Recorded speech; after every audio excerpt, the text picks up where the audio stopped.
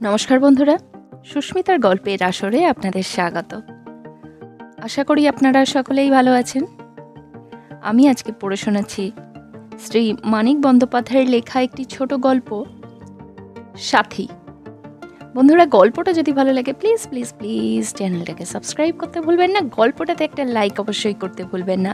Subscribe এবং লাইকের জন্য আপনাদের অসংখ্য ধন্যবাদ। তো চলুন শুরু করি আজকের গল্প, সাথী, মানিক বন্দ্যোপাধ্যায়ের লেখা। আবার মারে গগন, আরো জোরে মারে। এবার বাখারির ভোঁতা ধারেও পিঠের চামড়া কেটে রক্ত বেরিয়ে আসে। মরা ঘামাচিতে চামড়া কর্কশ সোহাগীর, স্থানে স্থানে দাঁতের চাপড়া। নিষ্ঠুরতার নেশায় উন্মত্ততা এসেছে। থরথর করে সর্বাঙ্গ কাঁপে গগনের। দাঁতে দাঁতে ঠোকাঠুকি চলে অবিরাম। আরক্ত চোখে ঝাপসা দেখায় জগৎ। আরো আরো মারবে, আরো মারতে মারতে কখন তৃপ্তি আসবে গগন জানে না। মরে যাবে কিনা সোহাগী তাও জানে না।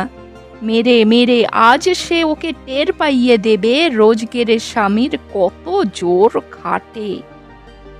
পরনের কাপড়খানা খুলেই খুঁটির সঙ্গে সোহাগীকে বেঁধেছে মারার সুবিধের জন্য সামনের দিকটা খুঁটিতে লাগিয়ে।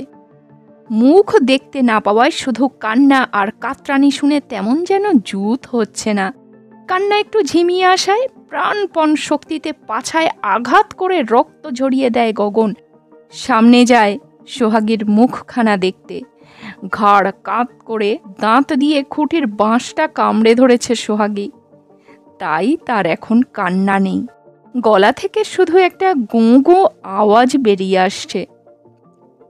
যন্ত্রণায় বিকৃত ভয়ার্ত বিহ্বল মুখ দেখে রাগ আরো চড়ে যায় গগনের।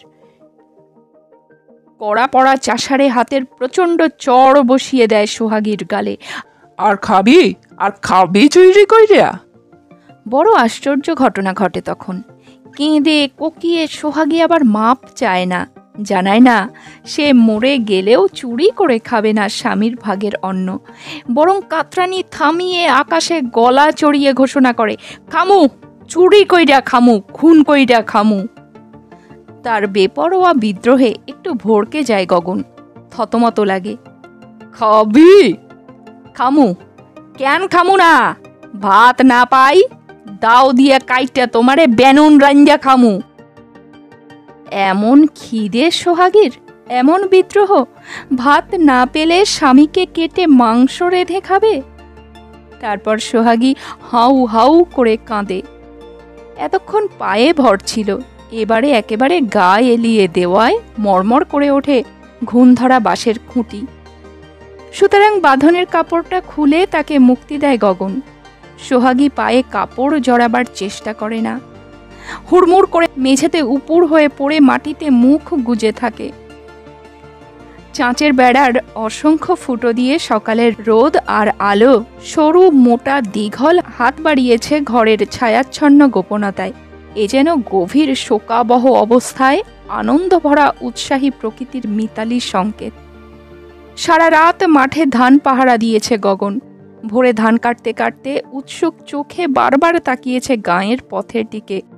উপসী রাতের জমাট খিদেই টং ধরে আছে সমস্ত শরীর। কাস্তে চালাতে চালাতে হাত আড়ষ্ট হয়ে আসছে। তবু যে কলের মতো হেঁটে চলেছে সে শুধু এই ভরসায় ভাত কটি নিয়ে এখুনি সোহাগী এসে পড়বে। বেলা বেড়েছে, সোহাগী আসেনি। রাগ বাড়তে বাড়তে মাথা ঘুরে গেছে গগনের। কাস্তে দিনুর কাছে জমা রেখে ঘরে এসেছে ব্যাপার জানতে। কাস্তেটা যে হাতে করে আনেনি সেটা পরম ভাগ্য দুজনেরই।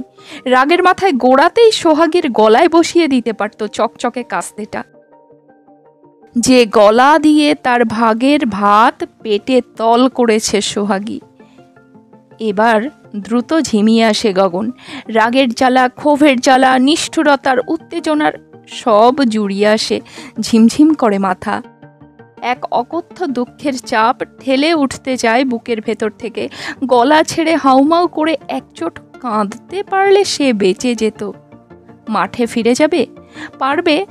খেটে যেতে পেটে শুধু জল বোঝাই নিয়ে মাঠে যেতেই হবে। খাটতে পারবে কি পারবে না, কতটুকু পারবে মাঠে গিয়েই তা যাচাই করতে হবে। ধান কেটে তুলতে হবে তাড়াতাড়ি। হয়তো সময় আছে শুধু আজকের দিনটি, আবার হানা দিয়ে ধান কেড়ে নেবার মতো দলবল সংগ্রহ করতে তার বেশি সময় হয়তো লাগবে না জোতদার ভূপতির। ভূপতি হানা দেবার আগে ধান নিরাপদ করা চাই। লেঠেলকে ঠেকাতে প্রাণ যদি দিতে হয় তো দেবে, কিন্তু মিছিমিছি প্রাণ দিয়ে সুখ নেই। প্রাণটা স্থায়ীভাবে বাঁচাবার উপায় ধানগুলি বাঁচানোর ব্যবস্থা করে নিয়ে তারপর নিশ্চিন্ত মনে মরা চলবে, তার আগে নয়। এদিকে কি এক ফ্যাকরা বাঁধল দেখো। এমন করে মেরে বউটাকে এখন ফেলে রেখে কেমন করে মাঠে যায়? ঘাটে গিয়ে যদি ডুবে মরে সোহাগী, যদি গলায় দড়ি দেয়, যেদিকে দুচোখ যাবে চলে যদি যায় মনের ঘেন্নায়, কার জন্য তখন তাহলে সে ধান কাটবে মাঠের? না যা, বেশ করছস, ওঠ। উদাসভাবে বলে গগন। সোহাগীর সব অপরাধ মাপ করে ব্যাপারটা শেষ করে দেবার ভঙ্গিতে। সোহাগী নড়ে না, সোহাগী নড়ে না, তার সাড়া মেলে না। মাঠে যামু, কাপড়টা পর, জাপ খুলুম না। সোহাগী নড়ে না। এক ঘটি জল দে, জল দিয়া পেট ভরাইয়া খাটি গা যাই করুম কি। বড় অসহায় মনে হয় নিজেকে গগনের। সোহাগীর নরম হবার, শান্ত হবার জন্য যথেষ্ট সময় তার দেবার উপায় নেই। গরিব বেচারার জীবনে তাড়াহুড়োর তাগিদ পড়ে গেছে চারদিক থেকে। তাড়াতাড়ি ঘটি বাটি বাঁধা দিয়ে চড়া সুদে দু চারটি ধান চাল কর্য করো, নইলে উপসী ধরটা ছেড়ে যাবে প্রাণখানি। দিনরাত চোখের পাতা পেতে রাখা চারদিকে। সতর্ক প্রস্তুত হয়ে থাকো। ধুঁকতে ধুঁকতে মরে যাবার দাখিল হয়েও তাড়াতাড়ি ধান কেটে তুলে সামলাও। কখন হানা দিয়ে কেড়ে নিয়ে যাবে জোতদার। মারধর করবার জন্য তাড়াতাড়ি ঠান্ডা করো বউকে। উপোসের জ্বালার সঙ্গে শাসনের ঘেন্নায় সে পাছে কিছু করে বসে। এই বেলা স্থগিত রাখার উপায় নেই কাজটা। সবকিছু ঝটপট চটপট একসাথে করা চাই, কোনোটার সবুর সইবে না। এতেও কি মানুষের সয়? মরণ তো আছেই, গগন বলে খেদের সঙ্গে। এমনেও মরুম, অমনেও মরুম। লাইঠাল পুলিশ নিয়ে আইব, ধান তো সারুম না।